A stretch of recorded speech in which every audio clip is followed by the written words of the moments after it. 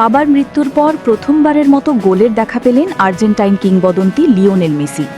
বাবা হোর্হে মেসির মৃত্যুর পর দ্রুতই আর্জেন্টিনা থেকে যুক্তরাষ্ট্রে ফিরে ইন্টার মায়ামির হয়ে মাঠে নামেন তিনি। তবে প্রথম ম্যাচে গোল করতে পারেননি।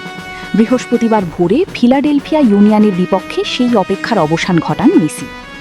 গত ৮ আগস্ট আর্জেন্টিনার রোজারিওতে ৬৮ বছর বয়সে মারা যান হোর্হে মেসি। বাবার মৃত্যুর পর আবেগঘন এক বার্তায় মেসি তার দীর্ঘ ফুটবল ক্যারিয়ারে বাবার অবদানের কথা স্মরণ করেন। বাবার শারীরিক অবস্থার অবনতির সময় বিশ্বকাপে খেলতে গিয়ে যে মানসিক সংগ্রামের মধ্য দিয়ে যেতে হয়েছিল সেটিও তুলে ধরেন তিনি। সুবুরু পার্কে ফিলাডেলফিয়ার বিপক্ষে ম্যাচে বাঁ পায়ের দুর্দান্ত শটে গোল করে ইন্টার মায়ামিকে ২-১ ব্যবধানে এগিয়ে দেন মেসি। গোলের পর সতীর্থরা তাকে জড়িয়ে ধরে আবেগঘন মুহূর্তে তৈরি করেন। শেষ পর্যন্ত অবশ্য ম্যাচটি ২-২ গোলে ড্র হয়। এই ম্যাচের আগে টানা ৩টি হারি চাপে ছিল বর্তমান MLS cup champion inter Miami. তাই মেসির গোল দলকে স্বস্তি দিলেও জয় এনে দিতে পারেনি।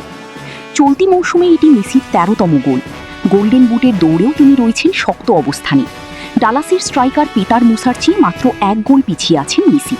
গত মৌসুমে এই পুরস্কার জেতা মেসি এবারও শীর্ষ গোলদাতার লড়াইয়ে নিজের অবস্থান ধরে রেখেছেন।